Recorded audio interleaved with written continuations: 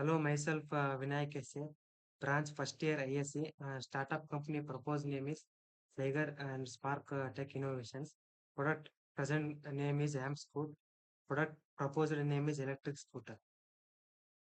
Empathizing, mentioning some of the requirement and feeling about the product as said by the customers during the empathizing activity. The first one is touchscreen display, and the second one is should store more items.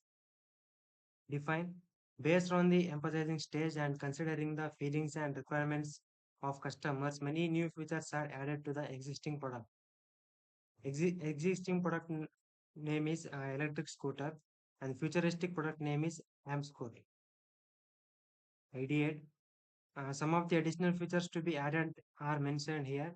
The first one is jet engine, and second one is more space to store items, and third one is a touchscreen display, and the fourth one is more speed. Prototype. In prototype stage, the real working model has to be manufactured due to the time constraint. The mentor advised to draw a sketch, and the sketch is given below.